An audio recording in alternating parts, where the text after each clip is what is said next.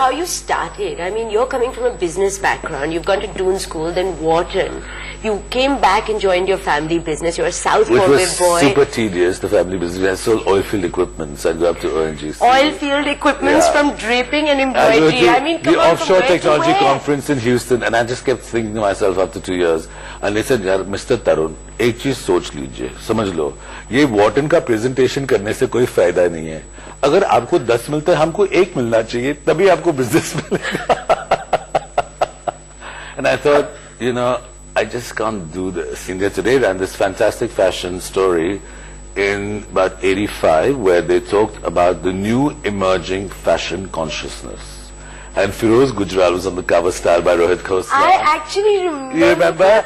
This ivory, ivory kind of jacket with a dhoti shalwar. Everything was fusion. So you were a dhoti. Kind of like this. Kind of like this. Yeah. So, and had a turban by Rohit and a big jewel.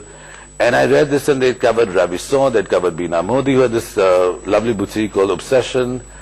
And I kept thinking, you know, I'd always been interested in this and I was flat broke. And Sal, poor thing, said, "Oh, Pierre Cardin is coming to Bombay, so I'm going to try and be an usherer."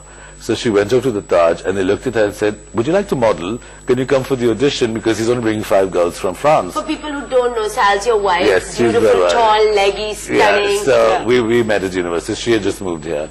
So she auditioned, she gets picked, and that's how I saw my first, I'd seen one kind of Bombay dyeing show at Asia 72 or because whatever. There weren't any fashion There was nothing, shows. there was nothing. Like, and suddenly to go in there, I'd sketched all my life, and to see this onslaught of Paris couture, and Pierre Cardin was brilliant at that time. I mean, he did beautiful tailoring, beautiful gowns, and I just came out and said, "This is what I want to do."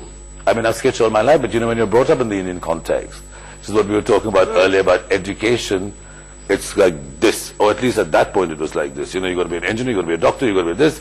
You got to be a businessman, so you got to join the business. No, you got to go to. I was forced. You have to go to IIT. I'm like, I don't understand how to balance an equation after 3 years. Well, I go to IIT. I understand H2NO makes H2O. Then you wouldn't get into IIT, so there wouldn't be a problem then. Well, I got into Jai Hind, and then I panicked after 2 days. I said, "Listen, I've got to go back to school." Then said, "You've got to go to Harvard. You've got to go to Wharton."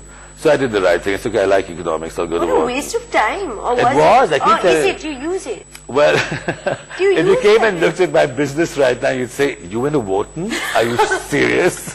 What did you learn? Nothing?"